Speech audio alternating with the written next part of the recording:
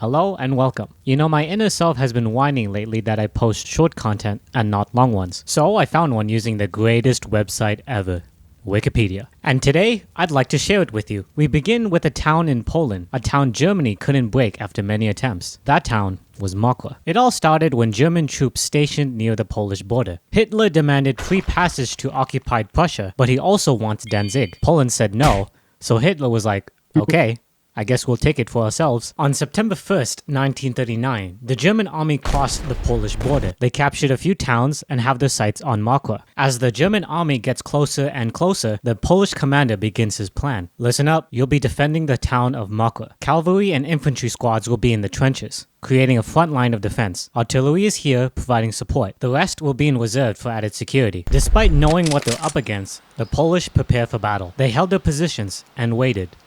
And waited. And waited.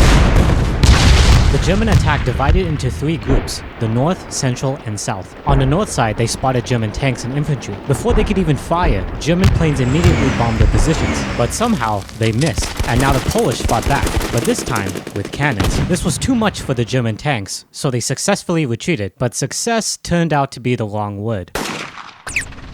Hey, our tanks are leaving us! Wait! Come back!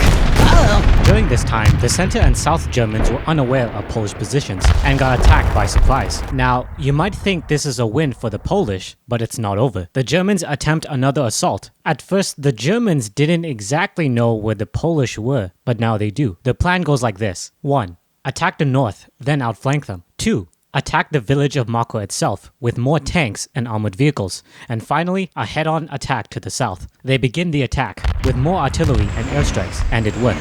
They break through the forest and secure the road leading to Mokra. At this point, the Polish realizes, wait a minute, we're gonna lose the north. We have to act now. If not, they can continue here and attack them from behind. So he quickly calls the north to retreat, but they were too late. German tanks were already there and surrounded them. When you think it couldn't get any worse, a train stopped right behind the Germans. So the Germans was like, well, it looks like you guys are trapped with us. Except this wasn't just any train. This was the Polish armored train with cannons aimed directly at the Germans. The Germans who surrounded the Polish ended up surrounded themselves. And what happened next was a huge upswing in battle. With the train's support, the North defense made a break for it. Although they suffered many losses, they managed to regroup on the other side. At the same time, the German attack on the center began. They break through the center and outflank the south. This caused the defense to lose focus, and now it's a fight for control. Little by little, the Polish tries to regain control, but it's no use. And then it happened again. The armored train comes in when they are needed most,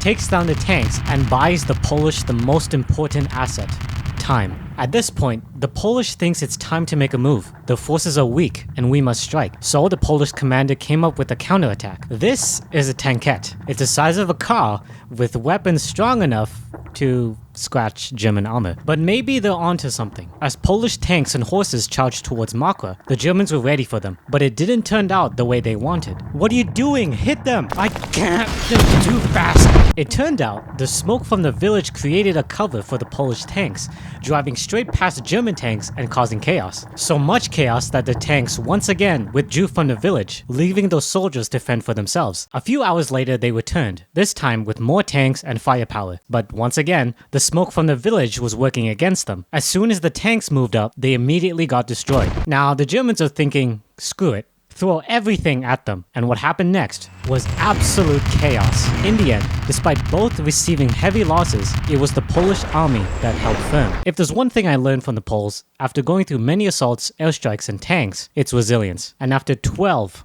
long hours, the battle is over and the Polish regain control.